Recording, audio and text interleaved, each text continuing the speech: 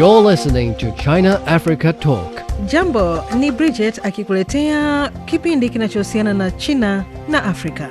Vous écoutez le dialogue sino-africain avec Bridget. Everything China, everything Africa.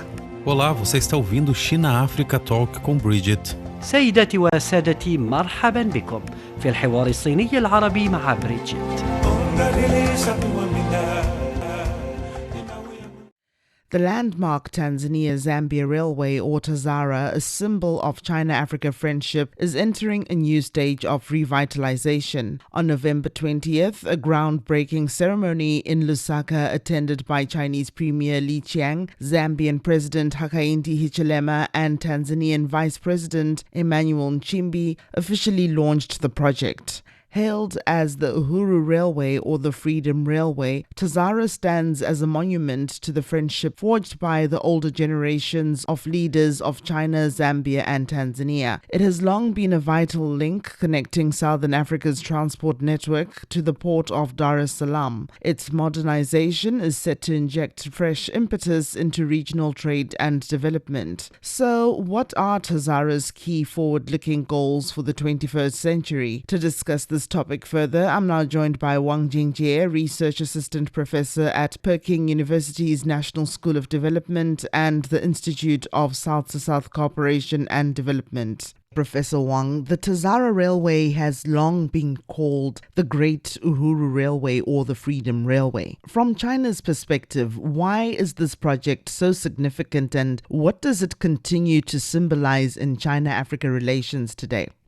Yes, Bridget, lately we talked a lot about the reactivate this railway. For China's perspective, TAZARA was never just a railway. Mm-hmm. When we trace back to the history, we see in the early 1970s, China itself was still poor and lacked a modern railway at home, yet choose to finance and build a railway across mountains and rift valleys so that the landlocked newly independent Zambia could export its copper to the sea without passing the Rhodesia and South Africa. So China sent tens of thousands of engineers and workers to this area and build this project. For China, this was the largest single aid project of that era and a concrete expression of when we are also poor, we still choose to stand with African friends.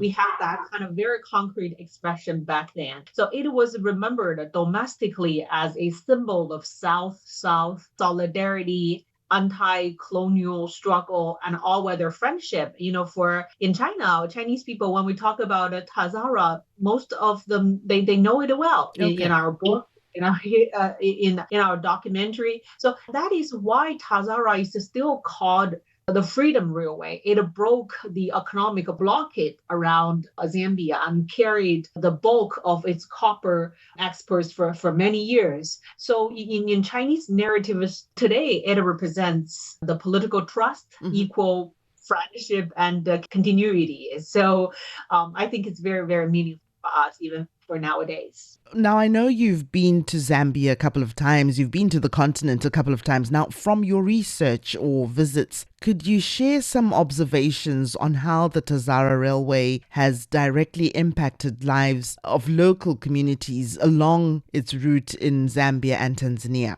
Oh, yes. Zambia is a country for our Peking University's research group. We spent many years following the development of TAZARA and Zambia. We have our trip to TAZARA back to 2016. Okay. And I remember it vividly on the trip in 2019. We hopped on the train and did field research there. We filled in the questionnaires to find out how the railway impact the local residents. The most visible impacts are very concrete and everyday. First is the mobility for people in the city area. Many passengers were interviewed were using TAZARA not for long distance tourism, but for short and medium hops. Right. They sending children to school, commuting to work in town, visiting clinics, or traveling to district centers to handle administrative matters. So especially for those low-income households, the railway remained more affordable and safer than long-distance buses on congested roads. So that's the city area. We saw that a commuting role for the local people connecting with the village to the center of the city. Secondly is the petty trade and services. What I mean by that is we see in the intermediate stations and informal stops, the dense micro economies, informal vendors, the food vendors, potters, small shops, the repair services. The timing of the trains structures the local market every day. So we saw women. Specifically, a lot of women, women traders selling cooked food or agricultural product to passengers is a very important source. And market access for farmers and small business, as I mentioned, even with today's limited freight capacity, the local producers who are using the line to send the grain and horticultural product to urban markets, then they bring in fertilizer or consumer goods home. So we see that kind of market access also happening quite a lot. So even in its underperforming state, TAZARA still function as a lifeline for the local people. Yes. Recently, Zambian President Hakainde Hichilema, Chinese President Li Qiang, and Tanzanian Vice President Emmanuel Nchimbi witnessed the launch of this revitalization project. What does their unified presence signify about the commitment and evolving nature of trilateral cooperation between China, Zambia, and Tanzania? Yeah, great question, Bridget. So having the Zambian president, the Chinese premier, and Tanzanian vice president together at this groundbreaking ceremony, sending out very clear signals to us. First, that we see top-level political commitment. Right, this is very, very important. This is not just a routine infrastructure upgrade. It has been elevated to a strategic project. Right. By personally endorsed by the three heads of state and government, Right. with a joint statement on building TAZARA prosperity belt. So it's a hub for economic growth. So this kind of top-level political commitment to send out a very important signal to make us believe it's a long-term project. It's fully committed by the trilateral, not just the bilateral, trilateral cooperation. The original TAZARA was the China, Tanzania, and Zambia project. Revitalizing it in the same trilateral format shows this kind of a continuity with that legacy. Avoid the perception that one side is dominating. We avoided that perception. So even it's been years and years of cooperation, this kind of trilateral format and trilateral cooperation, we were very continuously following that, see our consistency with the engagement to both China and Africa's cooperation and the development. And also this is more like a modernization of the partnership. It's different from the traditional one. It's a modernization of the partnership. In the leaders' language, we see new elements in it. When they're meeting, we see the new elements. Right. They focus on the high quality Belt and Road cooperation. We used to have the Belt and Road cooperation, but now it's more focused on the high quality. So we modernize the partnership in a new way, especially with the new technologies, the green and digital standards, improved private capital, and the PPP model for financing the project. And it's a strong role in training and a local employment. That's all in hand. The TAZARA as a pilot for more sophisticated model of China and Africa infrastructure. So this transfer from China's historical support to Africa's independence now to the economic development in a high relevant, but also in a very modern way. We're very looking forward for this modernization unfold in the upcoming years. Okay, we'll continue a bit more on this whole issue of modernization just now, but looking beyond rehabilitating the existing line, what are the key forward-looking goals for the TAZARA in the 21st century? Is the focus on capacity, speed, operational efficiency, or integration with new economic zones? The revitalization is designed around two stages, I think. It's the first activate, second to develop. Okay. So we have to activate it, then develop. That's the approach. First is hardware renewal, right? The replacement of the sleepers across the line, renewal, the real rehabilitation of the aging bridges and tunnels, and then it goes to the capacity and efficiency. The goal is to raise the annual freight capacity from a lower level to 2 million tons new level. So while cutting transit times along the corridor by cutting 2/3. So this directly targets the current bottleneck where lack of real capacity forces copper, cobalt, and other goods onto congested and costly roads. And also for this integration into the wider value chain. Yeah. This is also one of the goals. So the project is explicitly linked to plans for logistics hubs, dry ports, and industrial parks along the roads. That's why we call it a prosperity belt. And at the same time, when the repair process going on, the human capital and governance also will be strengthened, establishing a dedicated training center, professionalizing management, and strengthening financial and regulatory frameworks will also going on at the same time. So this is not just simply on speed to improve the speed. It is on capacity, reliability, and integration to the real domestic development, the regional development. So the goal, we can see it's a whole new picture. The whole integration of everything. Yes. Okay. Professor, how would a fully operational and modernized TAZARA directly contribute to Zambia's economic development, particularly in sectors like mining, agriculture, and trade? We see for Zambia and in many more African countries, they're very potential for their economic development. Okay. They need good infrastructure. So when we have the modernized TAZARA,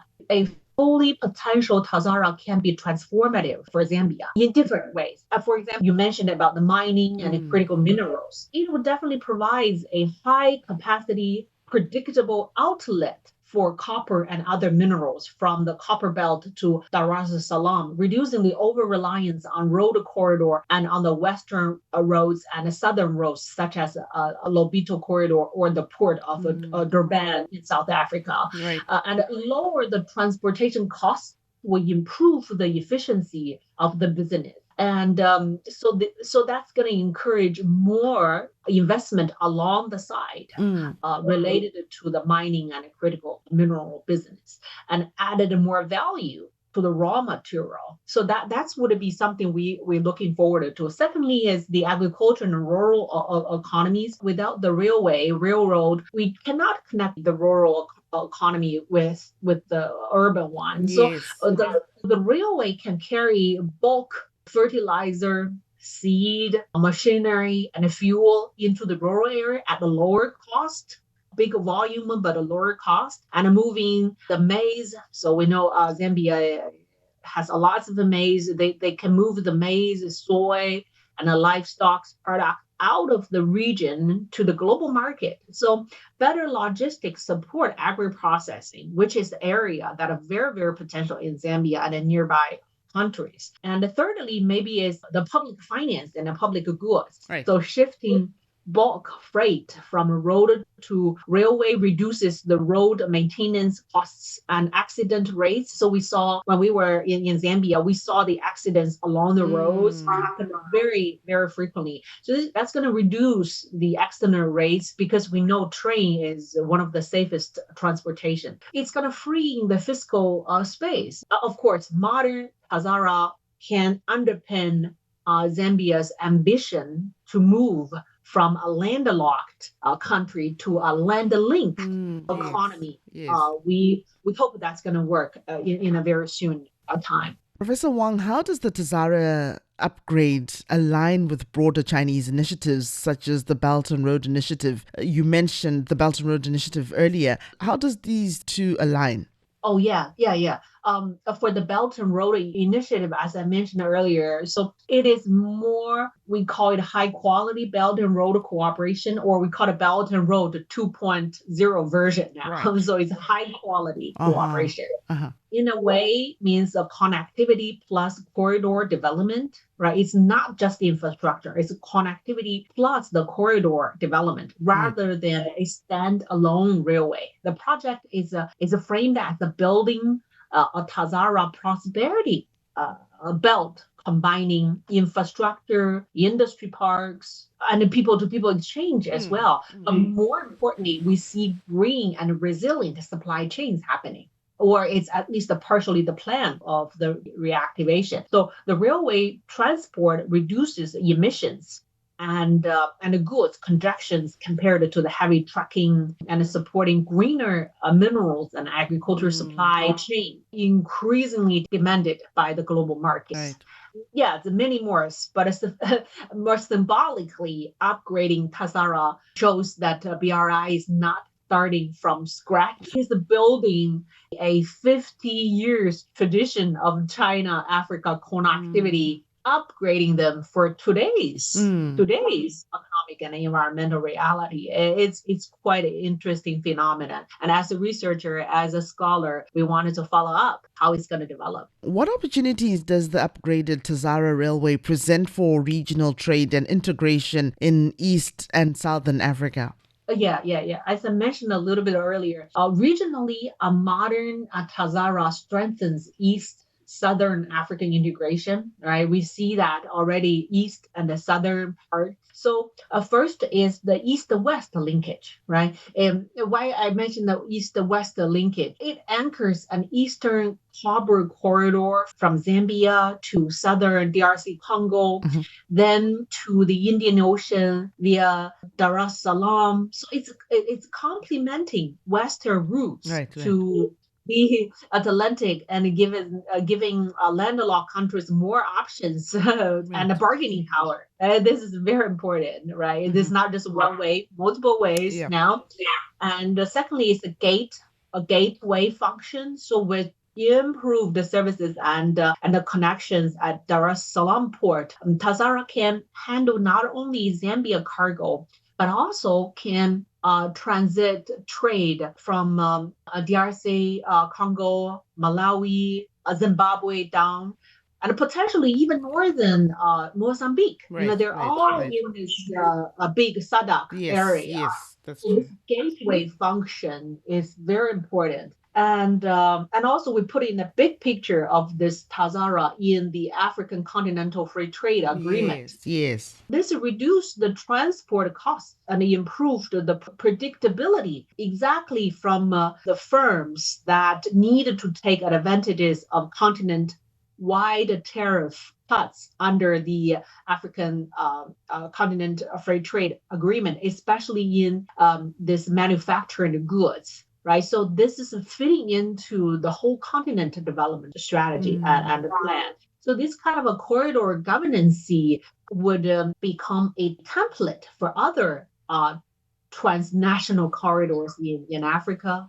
I think that could be set up a template. So TAZARA is definitely have a deeper regional integration for sure. Tell us more about plans to build small and beautiful projects along the railway. We've been hearing talk of such. What are the plans? I think during our last year, we visited Zambia, and the year before we also visited, and this year we also visited Zambia. We see for the continuous 2 or 3 years, when we interviewed the local communities, we discovered that the small and the beautiful projects are definitely happening, especially now have very promising infrastructures along the TAZARA line.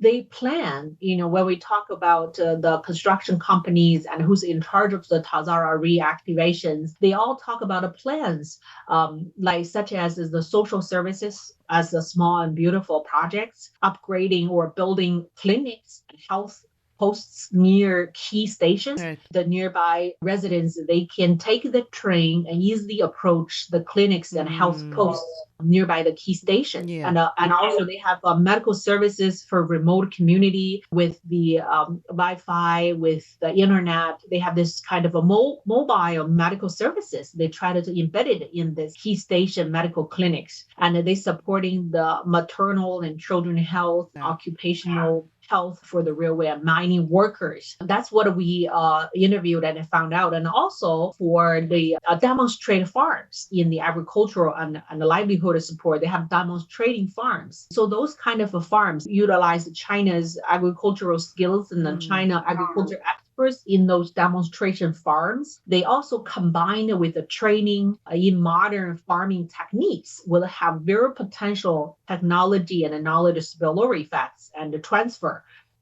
Technology and knowledge transfer can happen. And also there are basic infrastructures in community levels. Yes. For example, they have the water points. We know Zambia is very rich in the solar energy, Right. potentially sunshine and along the railway. So we were expecting the solar mini grids.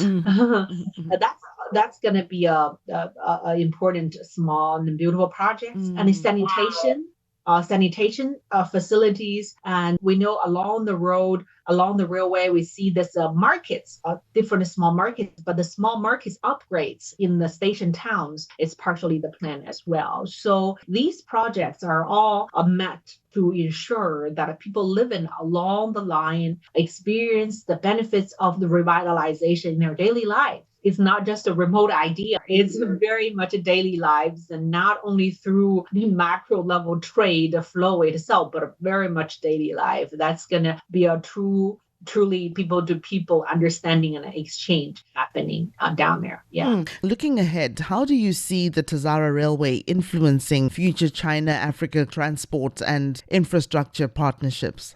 Yes. So TAZARA's upgrade is likely to be a reference case or template case for future China-Africa cooperation. As I said, it's from infrastructure project to corridor thinking. So this is very important. The emphasis on prosperity belt, industrial linkage, and community projects could encourage similar corridor-based approaches in other regions. This is a model effect, would definitely have some spillover effect. And the secondly is the more balanced the risk sharing. I think this is also important. What I mean by that is a long-term concession with the performance benchmarks, local employment targets, and stronger regulatory oversight. Those are going to offer lessons for how African governments can structure future PPP with the Chinese and other partners. That's going to have a very much balanced risk sharing and avoid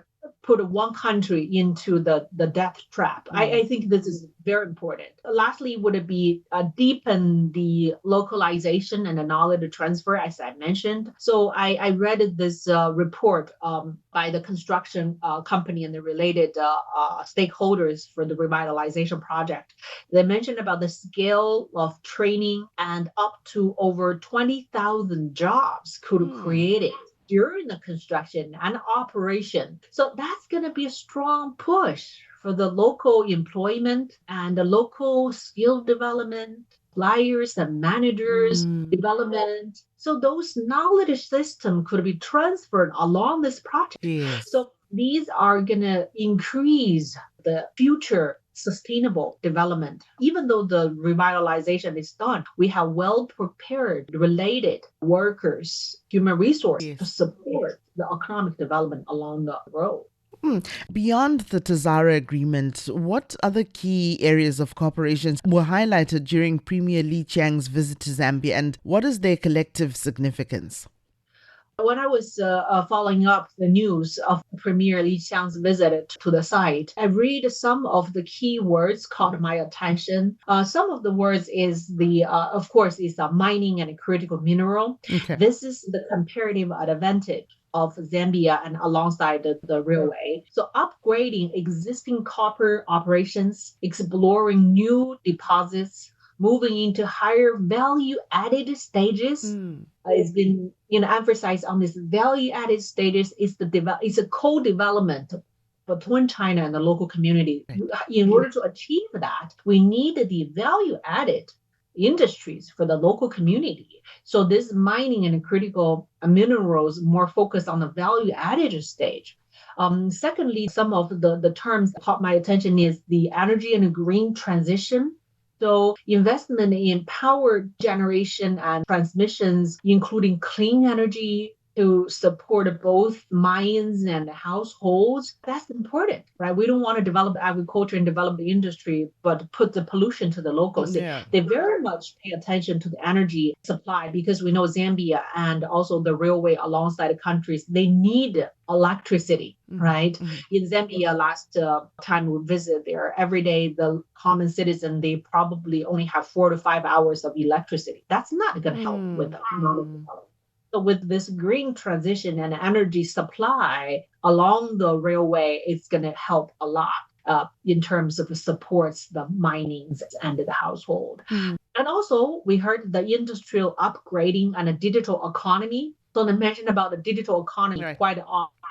Interest in sectors such as new energy vehicles, AI, and manufacturing supported by the zero tariff access for many Zambian exports to China. That's a huge opportunity. Right? We have infrastructure ready. We have a policy, zero tariff policy ready. We have the energy providing ready. Then with the empowerment of the digital platform, those are become a very healthy system of the economic runs. So taken together, these areas aim to move Zambia up to value chain from exporting mainly raw materials and primary product to build a more diversified industrial base powered by better infrastructure, energy supply, and skills. So we're very looking forward to Zambia and related countries would develop fast and more efficient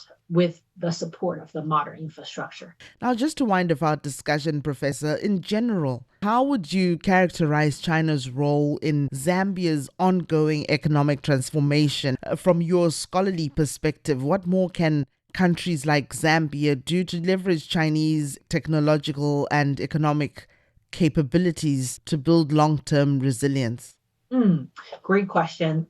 China today is one of Zambia's most important economic partners, a major source of FDI, and also especially in mining and infrastructure, and a key market and technology provider. Right. So I would summarize China's role as enabler, economic enabler, and accelerator, and also it's experimenter, right? We don't know how the reactivating of the railway going to pay benefit returns for both sides, but it's experiment. We dare to try.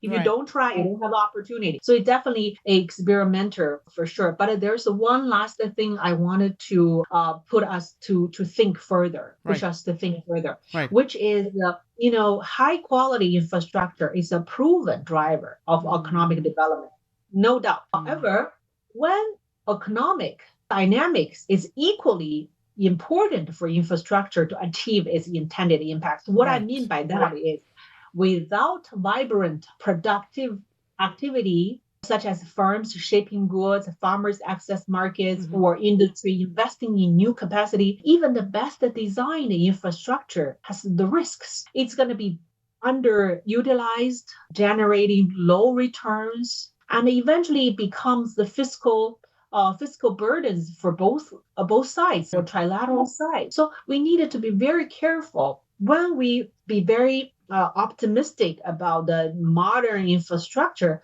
We must know only the economic develop at the same time would make the infrastructure to be fully utilized and improve the efficiency of the infrastructure. Only infrastructure, no economic, the infrastructure is a waste. Economic going to push utilization of the infrastructure at the same time. Therefore, a modern railway or a port or any highways can only realize its potential if it is embedded within a broader ecosystem of let's say, the industry clusters, logistic network, and healthy governance, right? So we wanted two elements, infrastructure and the economy, these two elements develop simultaneously. They're not isolation. In order to achieve and fully utilize the modern infrastructure, we need development strategies. For example, strategic alignment between national development plans with the infrastructure investment, right, for local government, right, ensuring that the new assets directly support priority value chains and the trade corridors. So that means that's why the three heads of the state and the government, they gathered together. So they need to have these national development plans. They all have on the same page. So there's a strategic alignment. It's very important. Secondly, the local government needed to have a robust industrial and agriculture policy. Only with those policies, the productivity of the infrastructure and the productive sectors can generate cargo services needed for sustain the infrastructure operation. And also the strong institutions and governance, including transparent regulation, predictable tariff regime, and effective maintenance system, and also regional connectivity, right? And human capital, local capacity. So what I mean is the infrastructure itself would not bring the prosperity. The infrastructure would just be a channel to take us to the prosperity. So it is the economic policy would benefit the development of the infrastructure, and the infrastructure also benefit the economic development. We need both to develop at the same time. So only when these conditions are in place can infrastructure and economic activity reinforce one another, creating a virtuous circle of utilization, efficiency, and growth, right? Rather than just the stranded assets. We don't want it to become just assets. We want it to be a hub that embedded economic elements in every aspect of the development of the infrastructure. Then we would see a healthy healthy and prosperous future for the trilateral cooperation. Very wise and well-informed observations there, Professor Wang. Thank you so much for your time. Wonderful, Bridget. Thank you for having me. Always great pleasure. Listeners, you can subscribe to our online newsletter on CGTN or Substack to get more insights on China-Africa relations. Just search China-Africa Talk. For now, it's goodbye. Thanks for listening. If you enjoyed this episode and you'd like to help support the podcast, please share it with others. Post it on social media or leave a rating and review. Thanks again. See you next time.